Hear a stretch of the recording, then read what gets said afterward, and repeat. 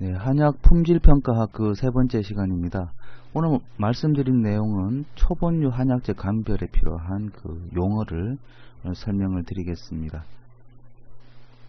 네, 중국에서는 약재의 특징을 설명할 때 여러가지 사물 또는 동물 모양 그리고 어떤 패턴을 지칭을 하는 단어를 씁니다. 그래서 노두, 정구장 이렇게 이제 말을 쭉쭉 하는데요. 이런 단어를 알고 있는 게 훨씬 약재 감별하는데 용이합니다. 그럼에도 불구하고 이러한 용어를 우리말로 순화시킨 그런 작업이 없었기 때문에 지금까지 한약재 감별이 조금 더 어려웠지 않았나 이렇게 생각이 됩니다. 그래서 약재 감별에 필요한 그 중국 단어를 우리말로 좀 순화해서 이렇게 정리를 하는 시간이 되겠습니다. 두 번째 보시면은 그 절단면 성상 용어는 형성층과 관다발의 특징을 어떤 꽃이나 특정 사물의 그 패턴에 비유한 거죠. 바퀴 무늬를 자륜문이라고 하고, 나침판을 닮았다. 그래서 나반문이라고 하고, 구름 모양을 닮았다. 운금하문이라고 합니다. 주로 문자로 끝나는 게 문이란 말입니다. 패턴이란 말이죠. 다음에 두 번째로 잘 나오는 게 유세포나 결정의 특징을 어떤 점으로 비유한 것들입니다. 그래서 주사점, 상점 이렇게 말로 점이 끝나는 단어, 이런 게 주로 절단면의 성상을 설명하는 단어들이 되겠습니다. 세 번째와 네 번째 재질의 성상, 가공과 보관에 관련된 이러한 단어들은 우리 그 한문이나 중국어나 크게 차이가 없기 때문에 오늘 수업 시간 내용에서는 다루지 않도록 하겠습니다. 먼저 인삼입니다. 이러한 약재들의 그 감별에도 약재가 고가인 약재가 더 감별을 하는 필요성이 많기 때문에 인삼 같은 경우가 먼저 나오게 되는 건데요. 인삼의 그 뿌리 윗부분을 우리가 흔히 노두라고 합니다. 근데 노두에도 산삼 같은 경우에는 그 노두의 경흔이 있습니다. 중국말로는 노두에 노자 쓰고 사발에 완자 써 노완이라고 하는데, 경흔이 사발 모양을 닮았다고 합니다. 그거를 이제 우리말로 순화를 시키면은 노두경흔이라고 할 수가 있겠습니다. 뿌리를 쭉 더 따라서 보시면은 그 잔뿌리에 그 돌기 모양, 혹 모양이 있습니다. 그 진주를 닮은 그 덩이 뿌리, 그 덩이다 이렇게 해서 중국말로는 덩이가 흘답이라고 하는데 진주 흘답이라고 되어 있습니다. 근데 우리말로 순화하면은 진주 돌기, 가운데 그 원형 안에 있는 파란색 그 원들이 있죠. 여기에 이제 잔뿌리에 돌기가 있더라. 그게 이제 인삼이나 또는 산삼의 특징이다. 이렇게 보실 수가 있습니다. 오른쪽에 보이는 사진은 홍삼인데요. 인삼을 쪘을 때 이제 표면에 갈색 반점이 생깁니다. 중국말로는 황마괴라고 하는데, 마괴라는 게 마고자, 한복에 그 남자들이 입는 한복 상의를 말하는 거죠. 그래서 황마괴는 황색의 마고자이다, 이렇게 그 반점을 말하는 겁니다. 홍삼의 반점을 지칭하는 단어가 황마괴라고 합니다. 다음으로 이제 폐모인데요. 절폐모가 있고 천폐모가 있는데, 절폐모는 굉장히 크고 값이 저렴한 데 비해서 천폐모는 사천성 인근에서 주로 많이 재배가 되고 있습니다. 천폐모가 이제 절폐모에 비해서 더 고가고, 이게 현금화가 가능한 그런 약재, 선물로도 많이 사용되고 있습니다. 주로 천식에 쓰이지만 이제 고가에 거래가 되고 있습니다. 천폐모 같은 경우는 이제 특히 송폐모가 값이 가장 비싼데, 송폐모는 이제 진주 정도의 크기죠. 되게 작은 폐모가 되겠습니다. 송폐모를 감별하는 특징은 한문으로 네 글자로 회중포월, 달을 싸고 있는 모양이 초승달, 감싸고 있고 그 밖에 감싸지지 않은 그 작은 잎을 그 초승달을 닮았다고 합니다. 그래서 송폐모는 이 초승달이 있는지 없는지 이 작은 잎, 이거를 잘 관찰하시라, 이렇게 보실 수가 있습니다. 우리말로는 초승달이라 또 말씀을 드렸는데, 그 다음에 천폐모 중에 노폐모라고 있습니다. 이 노폐모는 호피무늬, 표면이 얼룩덜룩한 것이 호피무늬가 있어야 되겠고, 끝이 말의 주둥이처럼 이렇게 둥글다가 이렇게 뾰족하게 튀어나온 이러한 말주둥이 모양이 있어야 된다, 이렇게 보실 수가 있습니다. 그래서 중국말로는 호피반 마아취라고 하는데, 우리말로는 호피무늬 또는 말주둥이, 이렇게 감별의 포인트로 기억해 주시면 좋겠습니다. 마지막으로 이제 천패모 중에서 청패모는 두 잎이 마주보고 있는 모양이 마치 합장하는 것 같다. 그래서 중국말로는 관음합장이라고 합니다. 합장하는 모양을 위쪽에서 보니까 꼭대기가 열려 있고 양쪽의 잎 크기가 같다. 그래서 합장 모양이다. 그래서 천패모 중에 청패모는 합장 모양을 유심히 관찰해 주시면 되겠습니다. 다음 천마입니다. 천마도 고가에 거래되는 주로 사천성이나 운남성에서 많이 거래가 되고 있는 약재고, 고가로 거래되고 있습니다. 그래서 감별의 포인트도 세 가지가 나타나는데, 가장 기본적인 천마의 그 감별 포인트는 그 두 번째 그림이죠. 그 원형이 반복되어 있는 그 그림, 지마점입니다. 지마라는 게 참깨라는 말이고, 그 퇴화된 모근의 자국을 중국말로 이제 지마점이라고 하는데, 우리말로 참깨니까 참깨점이라고 기억을 해 두시면 되겠습니다. 이 참깨점이 있어야 천마가 된다, 이렇게 기억하시면 되겠고요. 그 위쪽에 그림 보시면은 큰 원형 안에 이제 그 주황색의 아포가 있죠.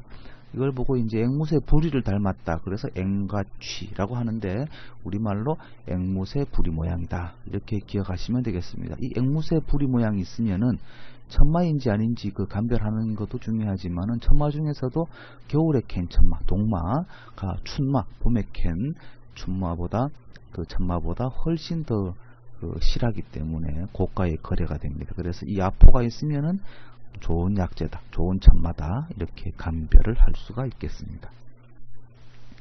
마지막으로 이제 천마의 감별 요소, 천마 하단 부위에 이제 배꼽 모양의 흉터가 있습니다. 배꼽이란 말이 중국말로 이제 한문으로 두제 또는 두제안이라고 하는데, 영어로도 이제 배꼽 모양 흉터다, 이렇게 약전에 설명되어 있습니다. 그래서 천마 모근에서 탈락한 한쪽 끝이 움푹하고 패인 원형의 배꼽형 흔적을 우리말로 순화했을 때는 배꼽 흉터라고 볼 수가 있겠습니다. 그래서 천마는 이 세 가지의 감별 포인트가 있다고 보시면 되겠습니다.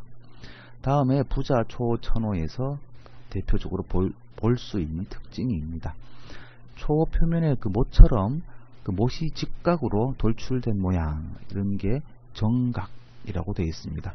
그래서 못정, 직각각, 그래서 직각에 못이 박혀 있는 모양, 이것을 가지고 이 정각이 있으면 부자나 초호나 천호다, 이렇게 구분을 하시면 되겠습니다. 다음으로 주사점입니다. 백출, 강활, 창출, 목향에 나오는 그 기름점, 절단면에 있는 기름점을 주사점이라고 합니다. 주라는 말이 붉을 주자, 우리 주황색이니까요. 절단면에 있는 적색 또는 적갈색의 그 유세포 또는 유실을 주사점이라고 합니다. 우리말로 순화했을 때는 붉은 기름점이라고 보시면 됩니다. 그래서 백출과 강활, 창출, 목향, 절단면을 볼 때는 이 붉은색 기름점이 있는지 없는지 확인을 하셔야 됩니다. 이 기름점이 있어야 향도 진한 약재가 될 수가 있겠습니다. 지금 보시는 사진은 목향의 주사점이 되겠습니다. 다음은 중국 강활의 주사점이 되겠습니다. 중국 강활은 보시는 바와 같이 울퉁불퉁하게 생겼죠. 그 절단면이 이제 안에 주사점, 붉은색 기름점이 있더라, 이렇게 되겠습니다. 마찬가지로 보실 수 있겠고, 다음 백출인데요. 백출, 중국 백출입니다. 우리 국내 백출이 아니고 중국 백출 보시면은 팽대 부위가 있습니다. 왼쪽에 그 원형이 있죠.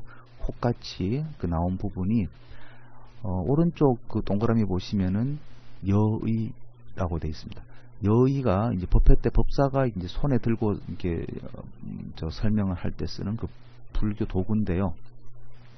그 여의의 머리 부분, 그 원형에 보시는 그 부위와 같이 동그랗다, 이렇게 해서 중국말로 여의두라고 하기도 하고, 그 중국말로 뭉게구름, 저군이 운두라고 합니다. 그래서 뭉게구름과 같이 동그랗다라고 해서 중국 백출에 그 튀어나온 그 팽대한 홍 모양의 돌기를 여의두 또는 운두라고 합니다. 그래서 우리말로 순화하면은 뭉게구름 모양이다, 이렇게 보시면 되겠습니다. 그래서 중국 백출 감별 포인트는 뭉게구름이 있다 없다 구분하시면 되겠고요.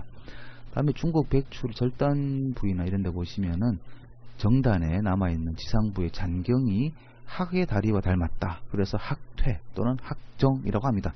그래서 이 학다리 모양, 우리말로 순화했을 때 학다리 모양이라고 할 수 있는데, 이 학다리 모양이 있으면 또 중국 백출이다, 이렇게 감별의 포인트가 되겠습니다.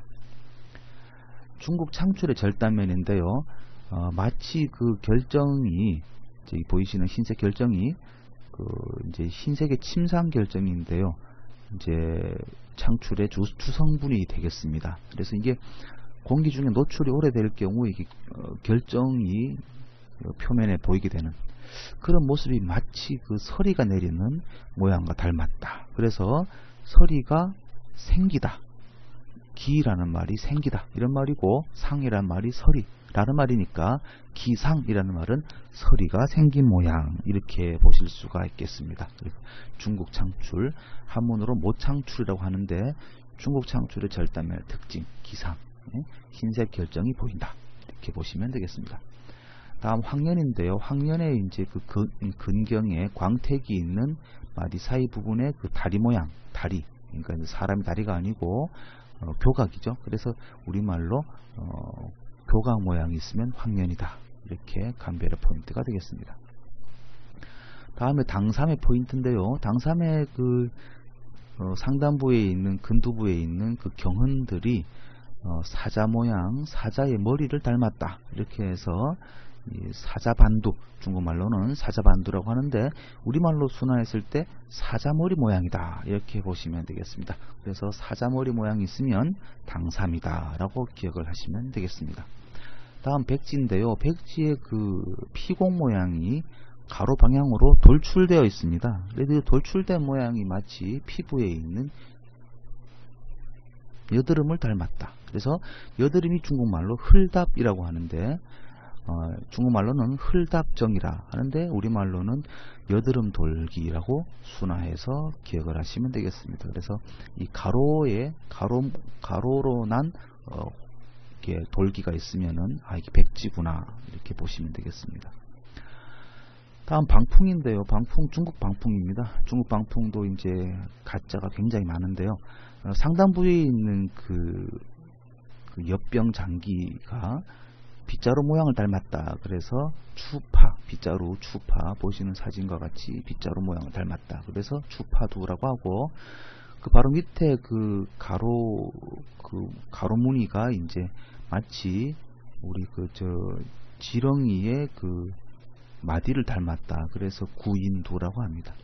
그래서 다음 장면에도, 다음 슬라이드에도 보시는 바와 같이 구인두, 방풍 또는 전호, 근두부에 있는 고리 무늬가 있으면은 이게 방풍 또는 전호라고 기억을 해 두시면 되겠습니다. 구인두, 우리말로 지렁이 머리다, 이렇게 기억을 해 두시면 되겠습니다. 그 방풍의 절단면인데요, 국화심이라고 보실 수가 있겠는데, 방풍의 절단면은 특별히 봉황의 눈을 닮았다라고 해서 봉황 눈 모양, 중국말로 봉안이라고 하는데, 봉황 눈 모양이라고 기억을 해 두시면 되겠습니다.